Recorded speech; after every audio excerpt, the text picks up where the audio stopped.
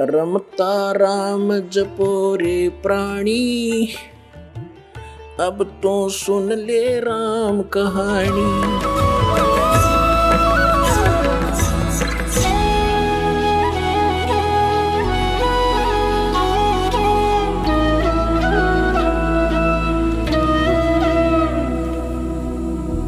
तो पुण्यात्माओं, कौन है वो परमात्मा?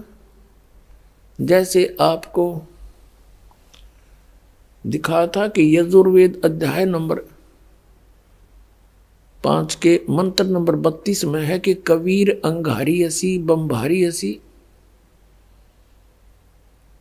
वो कबीर परमात्मा, कबीर देव, कबीर साहब, परम अक्षर पुरुष, ये पाप नाशक है और यही हमारे कर्मों के बंधनों का शत्रु है, यानी बंदी छोड़ है, सतलोक में रहता है। अपने आत्माओं, परमेश्वर कबीर जी ने कहा कि वेद मेरा भेद है, मैं मिलूं वेदन में नाही, जौन वेद से मैं मिलूं ये वेद जानते नहीं। कबीर परमेश्वर जी कहा करते कि ये चारों वेद मेरी ही महिमा का गुणगान कर रहे हैं, लेकिन इन वेदों में मैं नहीं हूं, मुझे मेरे पाने की विधि नहीं है, महिमा मेरी ही है। और जौन वेद से, जिस वेद से मैं मिलूं उसे वेद जानते ना। वो सूक्ष्म वेद, सूक्ष्म वेद ये 5वां वेद है, और कहते इसके बारे में इन वेदों में ज्ञान नहीं। इसलिए गीता जी अध्याय नंबर 4 के 32 और 34 में कंसेप्ट क्लियर किया है कि जो ज्ञान धार्मिक अनुष्ठानों की विस्तृत जानकारी सच्चिदानंद घन ब्रह्म अर्थात ब्रह्म ने मुखे सच्चिदानंद घन ब्रह्म ने स्वयं आकर अपने मुख कमल से बोली है, उसमें विस्तार से कही गई, वो तत्व ज्ञान है। और उसको जानने के बाद सर्वथा कर्म बंधन से मुक्त हो जाता है प्राणी। तो चौथे अध्याय के 34वें श्लोक में कहा कि उस ज्ञान को तू तत्वदर्शी संतों के पास जाकर समझ। तो इससे सिद्ध हो गया कि गीता ज्ञानदाता भी उस सूक्ष्म वेद से परिचित नहीं है। अब ये सभी ये कहते हैं कि प्रारब्ध के कर्म को भोगना ही पड़ता है, पाप नाश नहीं होते, क्योंकि पाप से कष्ट होता है और पाप नाश होने से सुख होगा। तो पुण्यात्माओं, परम पिता परमात्मा परम अक्षर ब्रह्म कबीर देव जी की शरण में आने से आपके ये कांटे निकलेंगे, और इन कांटों के निकलने से आप सुखी होगे। और फिर ये राम नाम का जूता पहनोगे जो दास आपको बता रहा है। फिर आप मर्यादा में रहोगे कि कहीं मर्यादा खंड होगी, यानी राम नाम का जूता निकाल दिया तो फिर से आपत्ति ना आ जा। इस डर से फिर आप कभी जूता नहीं निकालोगे, आप आजीवन सुखी होगे और सतलोक प्राप्ति होगी। अभी तक जितने भी ये ऋषि हुए हैं, ये माने जाते थे कि ये वेदों को अच्छी तरह जान चुके हैं, लेकिन ये सारे नकली थे, इनको कह का भी ज्ञान नहीं था वेदों के बारे में। आपको दिखाता हूँ पुण्यात्माओं, आपको एक झलक दिखाते हैं उन ऋषि महर्षियों की जो बहुत बड़े विद्वान माने जाते थे, उनके क्या विचार हैं और वेद क्या बताते हैं। यह आप पर निर्णय हो जाएगा कि ये किसे विद्वान थे। देखिएगा, ये है श्रीमद् देवी भागवत, यानी देवी पुराण, और गीता प्रेस गोरखपुर से प्रकाशित है। संपादक हैं हनुमान प्रसाद पोदार, चिमनलाल गोस्वामी।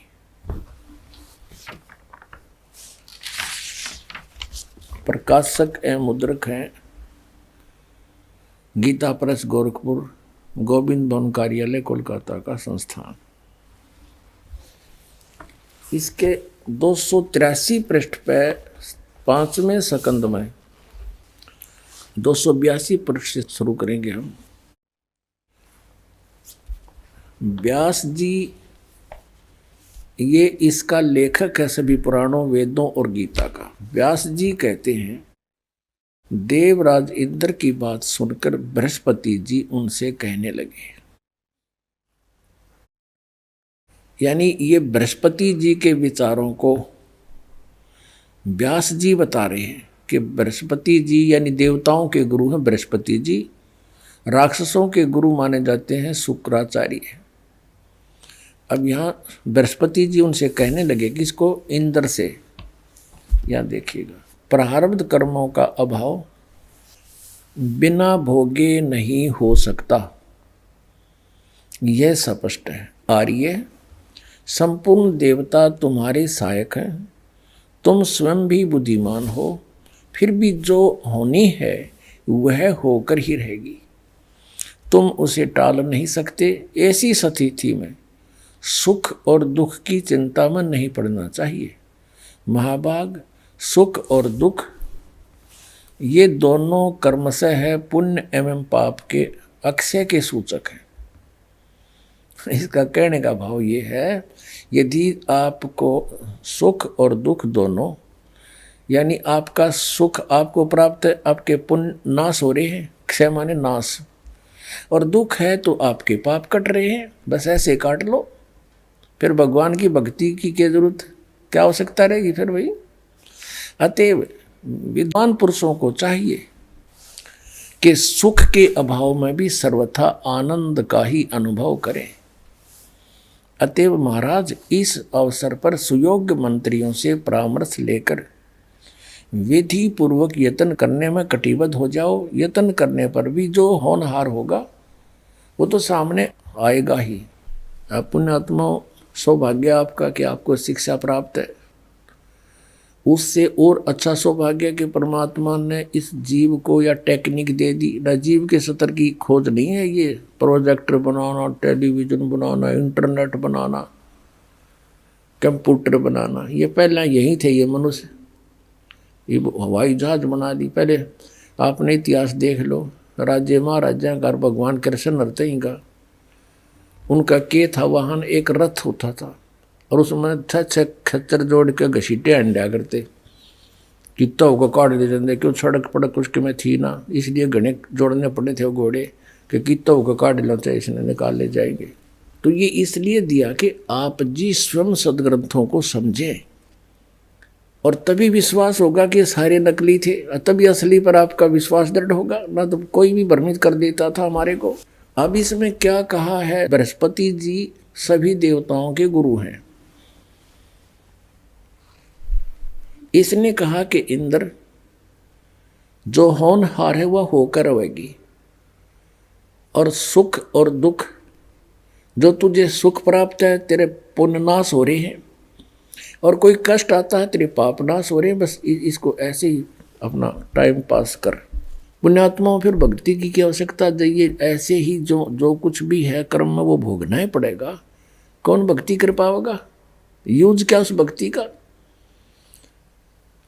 अब फिर आगे और अच्छी सलाह दे दी कि दुख में भी आनंद का अनुभव करना चाहिए। अब बताओ, कोई बात कही इसने यार।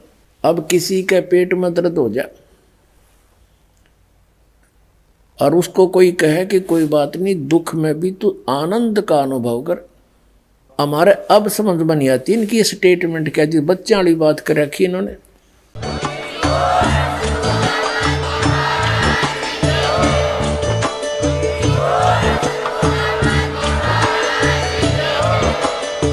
सुन रहे थे जगत गुरु तत्वदर्शी संत रामपाल जी महाराज जी के मंगल प्रवचन। अधिक जानकारी के लिए विजिट कीजिए हमारी वेबसाइट www.jagatgururampalji.org। संत रामपाल जी महाराज जी के शुभ आशीर्वाद से पूरे विश्व भर में 500 से भी ज्यादा नाम दीक्षा केंद्र हैं, जिन पर संत रामपाल जी महाराज जी द्वारा ऑनलाइन निशुल्क नाम दीक्षा दी जा रही है। अपने नजदीकी नाम दीक्षा केंद्र का पता करने के लिए संपर्क करें 8222 880541।